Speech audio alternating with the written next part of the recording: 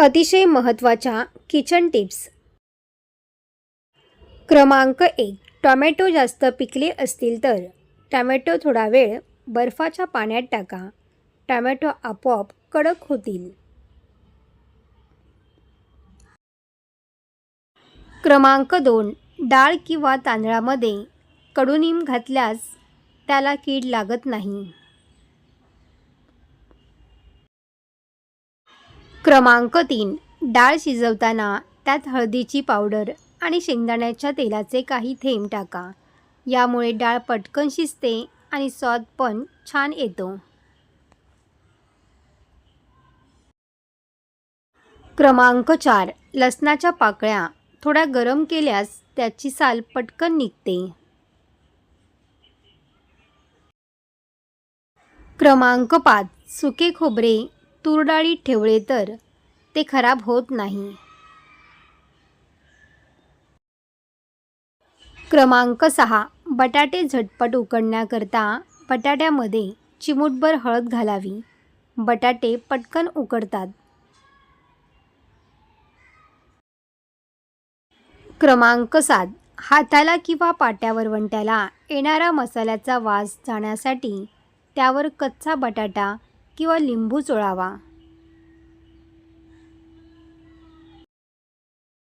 क्रमांक 8. बासुंदीसाठी दूध आटवताना पातेल्यात तळाशी एखादी स्वच्छ वाटी अथवा ताटली ठेवावी.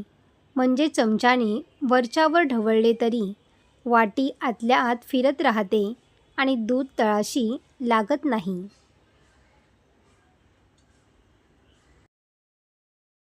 क्रमांक 9. जास्तीचे आले आणले असल्यास कुंडीतील ओलसर मातीत पुरून ठेवावे.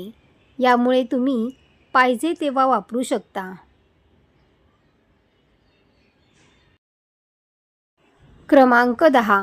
साबुदाणा खिचडी लुसलुशीत होण्यासाठी ती अर्धवट शिजल्यावर त्यात 2 चमचे दूध घालावे.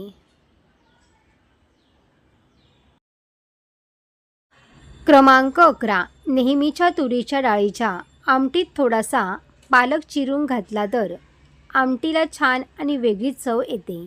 त्यामुळे पालकही खाल्ला जातो.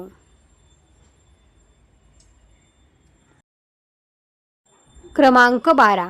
गरमागरम इडली पात्रातून काढायच्या आधी त्यावर थोडेसे गार पाणी शिंपडावे. यामुळे इडल्या इडली पात्रातून पटापट निघतात.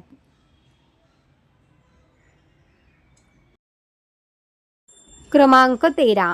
साखर मुंग्यांपासून सुरक्षित ठेवण्यासाठी साखरेच्या भरणीत 4 ते 5 लवंगा ठेवाव्यात. म्हणजे साखरेमध्ये मुंग्या होणार नाहीत.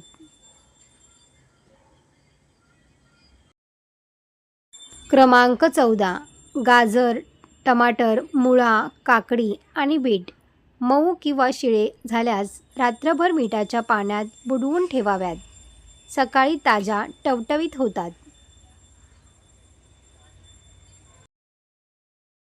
क्रमांक 15. किचन ओट्यावर लिंबाच्या सालाचे पांढरे डाग पडल्यास त्यावर आल्याचा तुकडा घासावा. म्हणजे डाग जातात.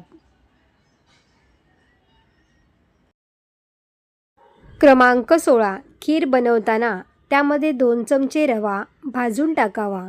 यामुळे खीर खूप छान दाटसर बनते व चवीलासुद्धा छान लागते. क्रमांक 17. मळलेले कणिक फ्रीजमध्ये ठेवायचे असल्यास कणकेला वरून तूप लावून कणिक फ्रीजमध्ये ठेवावी. कणिक ताजी राहते व कणिक काळी पडत नाही.